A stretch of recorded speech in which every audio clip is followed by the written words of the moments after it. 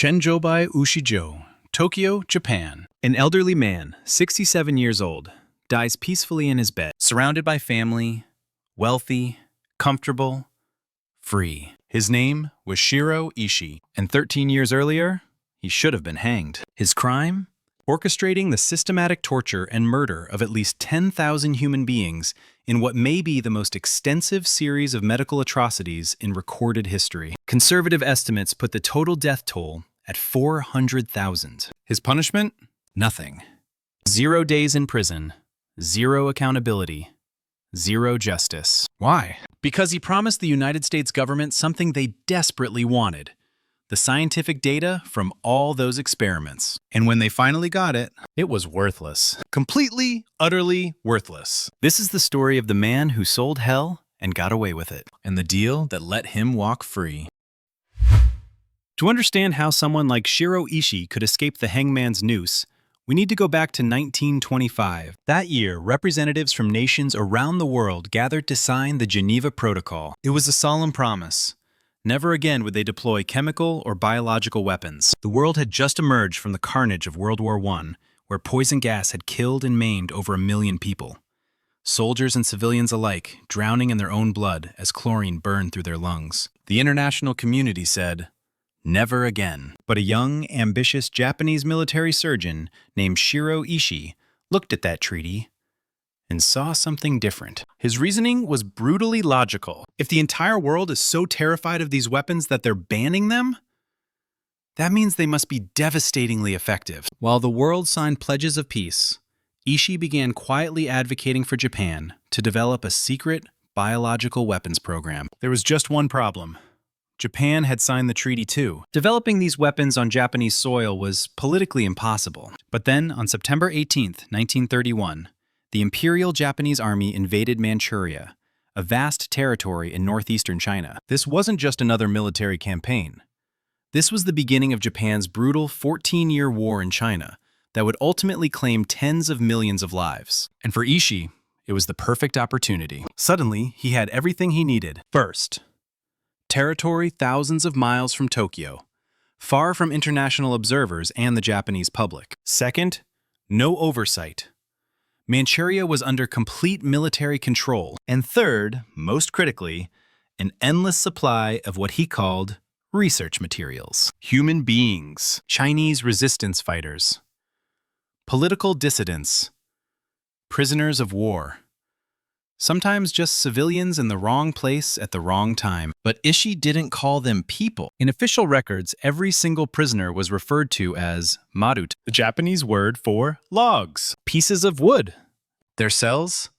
The lumber yard. Their names were taken, replaced with 3-digit numbers. In Ishii's eyes, they weren't human beings. They were raw materials for his experiments. By 1936, construction began on a massive new facility. Location: 15 miles south of Harbin, in the heart of occupied Manchuria. From the outside, it looked completely legitimate. Clean, modern, scientific. The official name?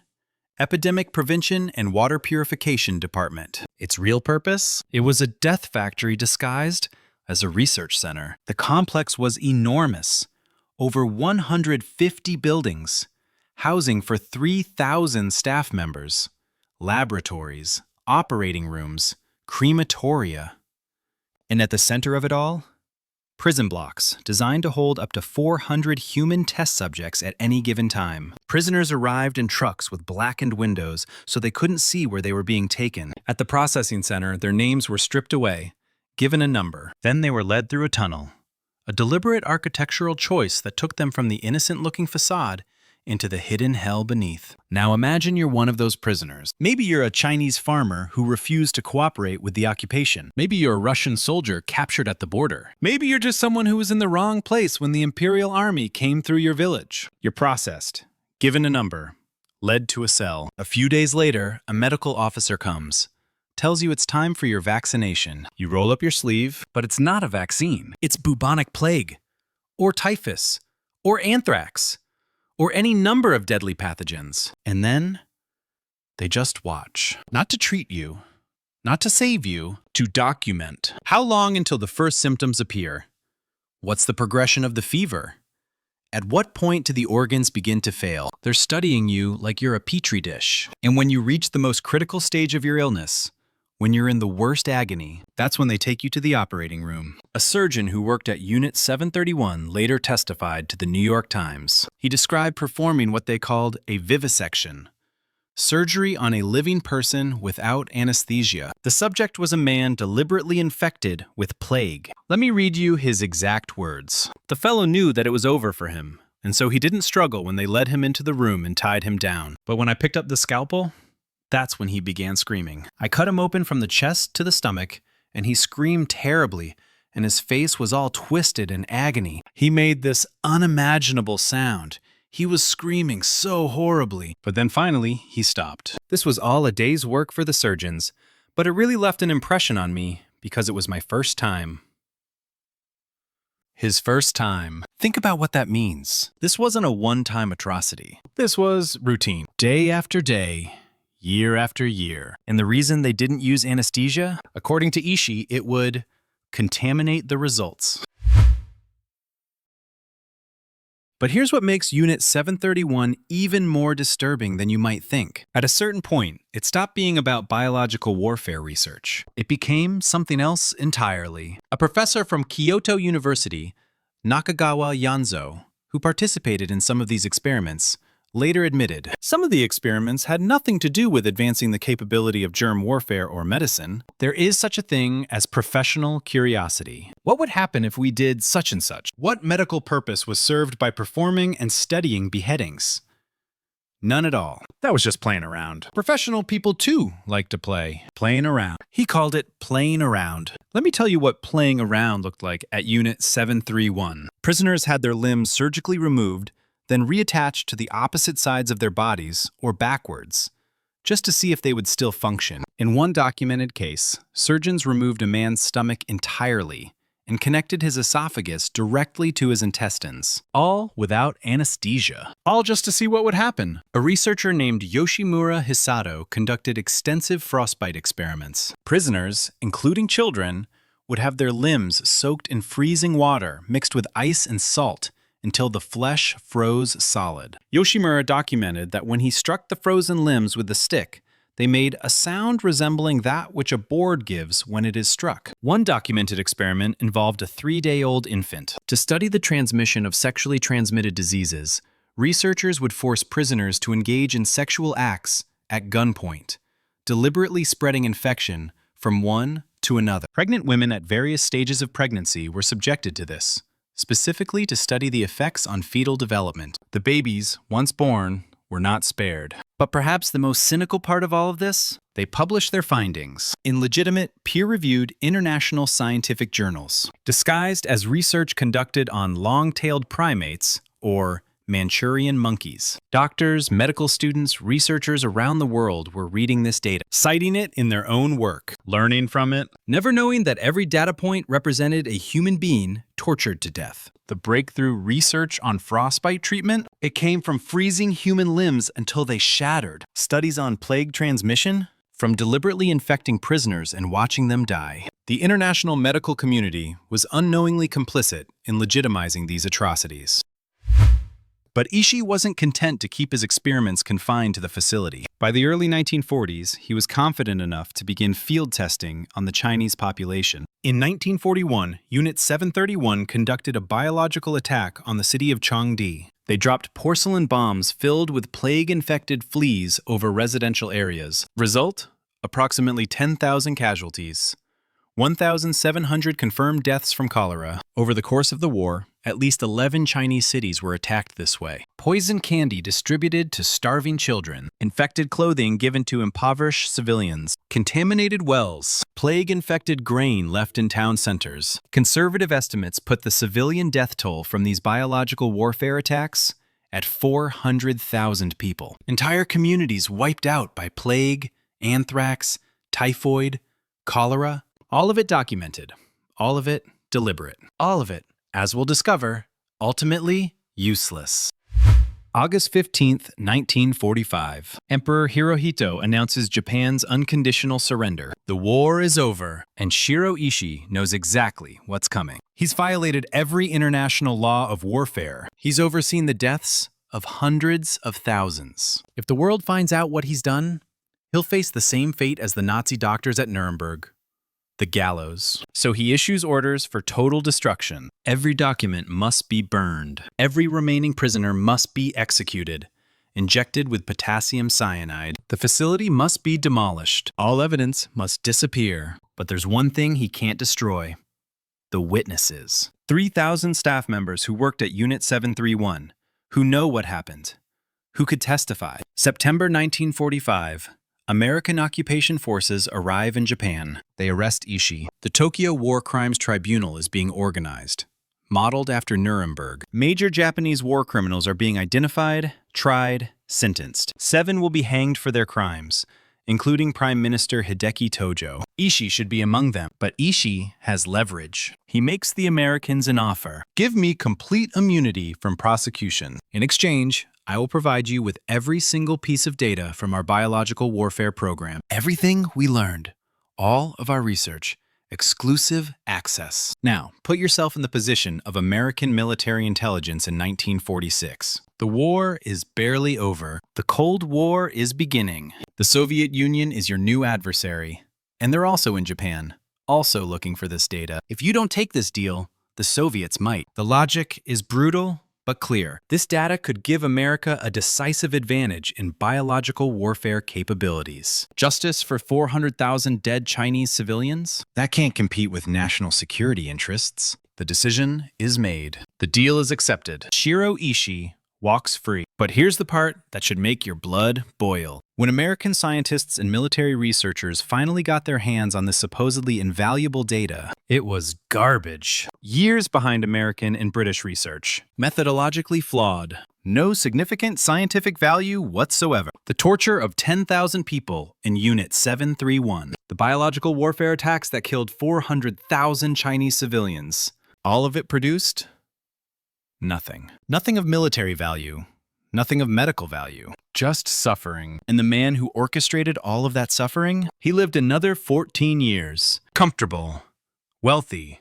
Surrounded by family. He died on October 9th, 1959, at the age of 67, in his own bed. Natural causes. He never spent a single day in prison. Never faced a judge. Never showed even a flicker of remorse. Not one moment of accountability for what he had done. You might think that's where the story ends. It doesn't, because when you let monsters walk free, they don't just disappear. They keep creating victims. Many of the scientists who worked at Unit 731 went on to have successful careers in post-war Japan. Some became university professors, teaching the next generation of doctors. Others went into private industry. Several Unit 731 veterans founded the Green Cross Corporation, one of Japan's largest pharmaceutical companies. And in the 1980s, that same company was at the center of one of the worst medical scandals in Japanese history. They distributed HIV-contaminated blood products. Over 3,000 Japanese hemophiliacs were infected with HIV. Hundreds died of AIDS. The contamination was preventable. The company knew about the risks. They distributed the products anyway. The legacy of Unit 731. When you normalize treating human beings as expendable research materials, that mentality doesn't just vanish. The Soviet Union, meanwhile, also cut deals with some Unit 731 members. Using information obtained from Japanese researchers, they built their own biological weapons facility in Sverdlovsk. In April 1979, there was an accidental release of weaponized anthrax at that facility. At least 68 civilians died, possibly over 100. The Soviet government covered it up, blaming contaminated meat. The truth didn't emerge for more than a decade. Again, the poison spreads. And Japan itself? The Japanese government spent decades denying, minimizing, and covering up what happened at Unit 731. In 1983, 38 years after the war ended, the Ministry of Education was still censoring Japanese historians who tried to write about it. It wasn't until 2018, 73 years later, that the Japanese government finally released the names of the Unit 731 staff members. 7 decades of institutional silence. 7 decades during which the victims had no official recognition, no justice, no acknowledgement. There's a line from the HBO series Chernobyl that keeps echoing in my mind. Every lie we tell incurs a debt to the truth. Sooner or later, that debt is paid. The first lie. Unit 731 was just the disease prevention and water purification department. That lie allowed Japan to violate the Geneva Protocol while maintaining international legitimacy. The price of that lie? 400,000 dead. The second lie? None of this ever happened. These are just anti-Japanese propaganda stories. That lie allowed war criminals to walk free, build careers, create new victims. The price? 3,000 Japanese citizens infected with HIV. 68+ Soviet civilians killed by anthrax. Decades of denied justice. The third lie. The data was worth the moral compromise. We needed it for national security. That lie created a precedent that still haunts us. That atrocities can be forgiven if they serve geopolitical interests. That some human lives are worth less than strategic advantage. The price of that lie is still being paid. I want to end where we began, with a small act of human dignity in the midst of absolute horror. Nata Ishibashi, a medical technician at Unit 731, part of the system, complicit in the machinery of death. But when two young women, a 21-year-old Chinese prisoner and a 19-year-old Ukrainian, asked him for a mirror just so they could see their own faces one last time before they died, he gave it to them. He risked punishment to perform that one small act of recognition that they were human beings. 40 years later, in 1981, Ishibashi testified publicly about what he had witnessed. He didn't excuse himself. He didn't minimize his role. He said, "I gave them that mirror, but I couldn't save them. They died horribly like so many others. I still remember their voices." Later, he learned that both young women had been vivisected, cut open while still alive, used for experiments, and died on the operating table. Ishibashi was no hero. He was part of the machine that killed those women. But he did something that Shirō Ishii never did. He told the truth. He bore witness. And because of people like him, the technicians, the guards, the low-level staff who finally broke their silence, we know what happened. Before we continue, I want to tell you something. You may have noticed, I'm a small channel building a community around stories that deserve to be told. If you think this content has value, please subscribe and hit the notification bell. Memory is a collective responsibility. Let's get back to our story. Those 400,000 victims have a voice. Fragile, painful, mediated through the testimonies of their torturers, but a voice nonetheless. Unit 731 teaches us nothing useful about medicine. It teaches us nothing about the limits of human endurance. It teaches us one thing and one thing only: what we're capable of when we decide that some people don't count as human, when we prioritize political convenience over moral truth, when we convince ourselves that the ends justify the means. Shirō Ishii died free because powerful people decided that his so-called knowledge was worth more than justice for 400,000 dead. That knowledge turned out to be worthless. But the moral lesson? That remains carved into history. Right now, in 2025, people in positions of power are making similar calculations. Is justice worth less than political advantage? Is human suffering acceptable if it serves a strategic goal? Who counts as fully human? And who decides? From Guantanamo Bay to Xinjiang, from immigration detention centers to pharmaceutical trials in the developing world, the ghost of Unit 731 whispers the same questions that Ishii answered with his actions. How much is a human life worth? And who gets to decide? Ishii got away with it because people looked away, because it was easier, because it was convenient, because justice was inconvenient. I'm telling you this story today not to depress you, not to shock you, but because memory is resistance. Silence is complicity. And the only way to honor those 400,000 victims, those logs, those numbers, those forgotten names, is to refuse to look away, to remember, to bear witness, and to never, ever accept the lie that some human beings are worth less than others.